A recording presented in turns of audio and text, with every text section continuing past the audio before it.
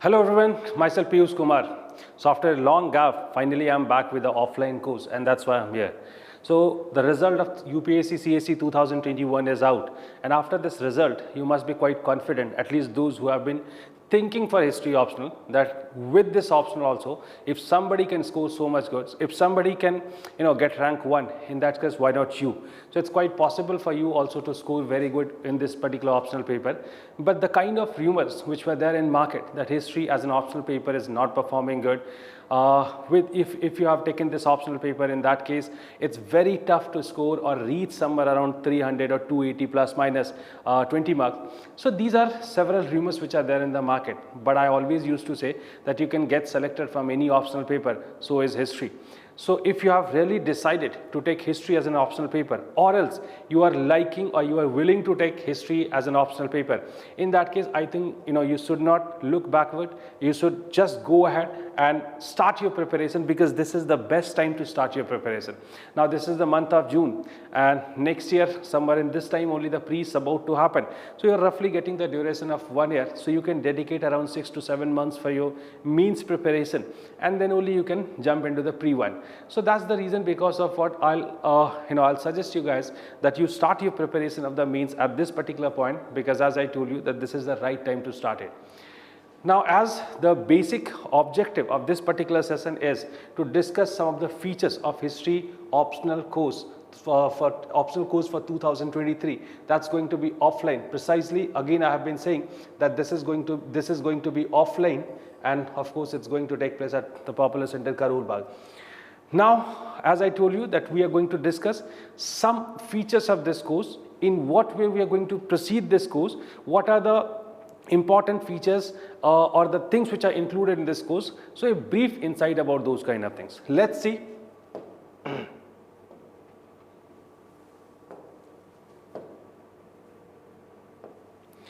Okay, so first of all, the duration of this course is roughly around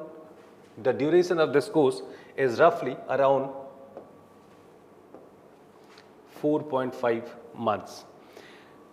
Usually I take slightly longer time, but I'll try to finish it within 4.5 months, and that's why I'll probably increase the duration of the class, and the class will take place 6 days in a week. So that's how we'll just try to finish it within 4.5 months. It may exceed for a week or something like that, but roughly we have been trying to finish this course within 4.5 months.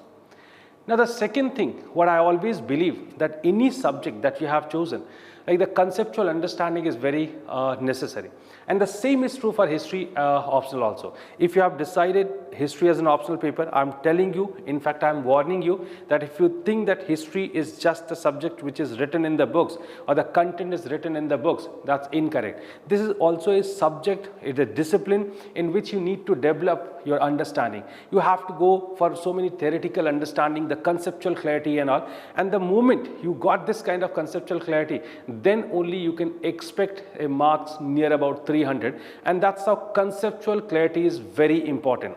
As usual, I'm going to focus on concept building and theoretical understanding.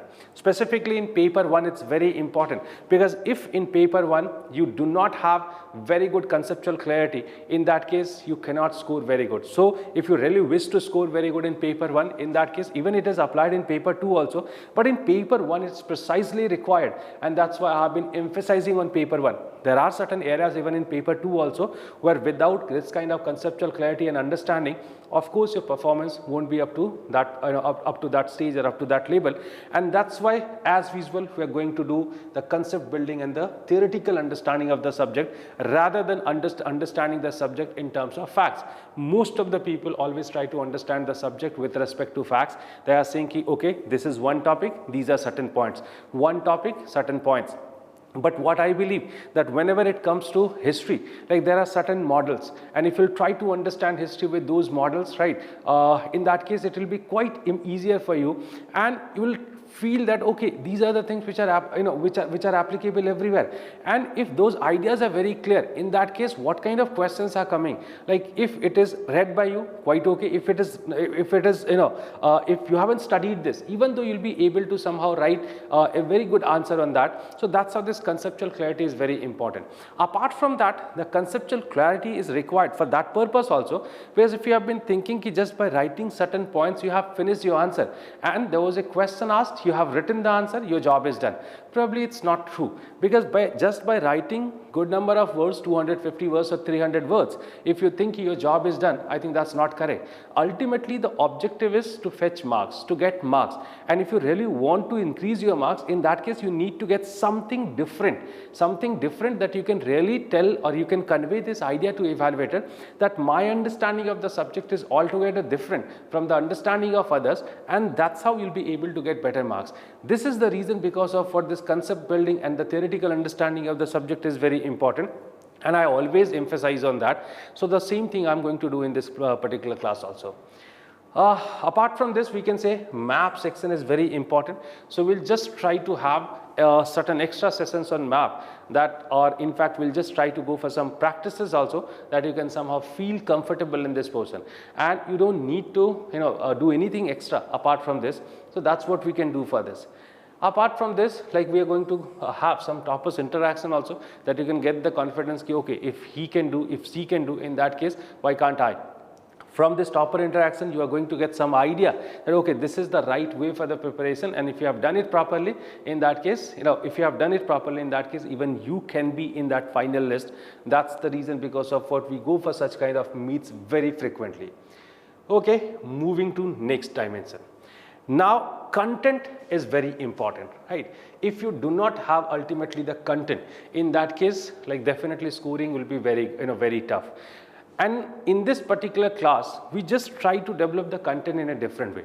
First of all, I'll start from this complete study material. The study material you'll be getting immediately after getting the admission. So the moment you are taking admission, you'll get the complete study material. But something which is more important than the study material is the class notes. The class notes are as such that we prepare 4 booklets, 4 booklets that we prepare in the class itself. And I believe that these class notes are more than sufficient for your examination. And that's why we just try to prepare these booklets in such a way, because most of the things I have been dictating in the class, and once I have been dictating them in the class, so you have to write them, religiously, because as I told you that you have to make sure that before the examination you have been just revising this. Nothing else you need to, nothing else you need to revise, and in fact I'll say nothing else you need to read also. There are several books that you need to study if you have been really preparing for any optional paper, but I just try to minimize them. My expectation from you is only to read NCERT. So if you have been reading the old NCERTs properly, in that case I think your base is ready, and then I can build the superstructure, and like that could be compensated from this study material.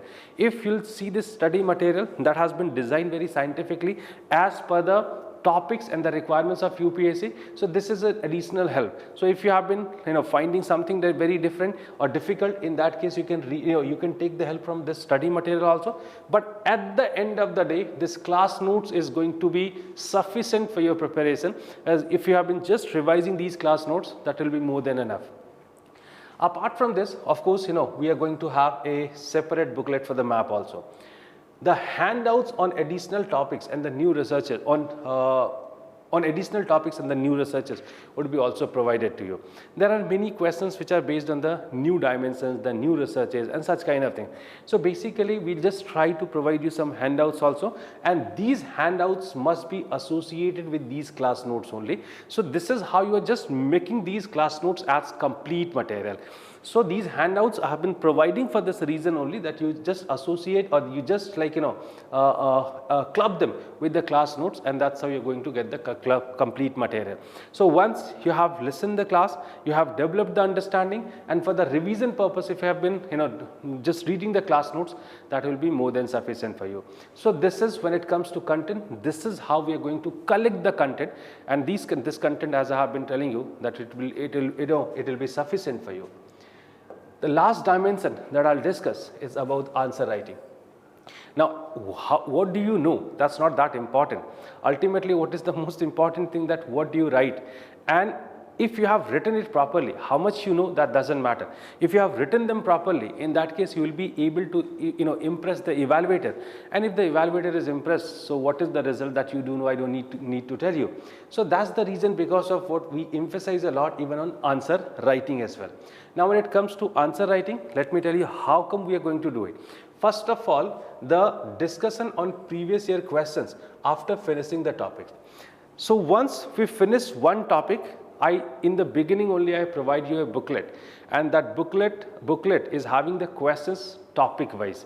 So suppose we are done with Indus Valley Civilization, and then in the booklet you'll find all the questions that have been asked from Indus Valley Civilization are there. Like in last 30 years, whatever the questions have been asked, they are present in that particular booklet. So if you'll see that booklet, and after the class if you'll see the booklet, you'll be able to understand ki, okay, I'm comfortable in all the questions, or else I'm not comfortable in these 2 or 3 questions. And that's why we just go for the discussions on previous year questions in order to understand ki how to write the content. Like sometimes it happens that I have dealt the subject or dealt with the topic, but what happens with the students, they are not able to correlate it. The questions may be framed in a different way, and they do have the content, but they are not able to understand the question. So that creates sometimes problem, and this is the reason because of what we go for this kind of discussion, because this does not make you very clear ki, okay, this content I did have and I could have written this answer. Apart from this, like it also enables you to think any particular topic in a broader dimension in the examination hall, because nobody knows ki how come they are going to frame the question, and that's how this opens up your dimensions. That's the reason because of what it's a very important process. Regular answer writing practice in the class only. Now, sometimes what happened, maybe after 1, 2 or 3 days, I always used to give one question. Okay, this is the question, you just write it. So basically, you'll be writing the answer of that question, which will be evaluated, and of course the discussions will take place on that.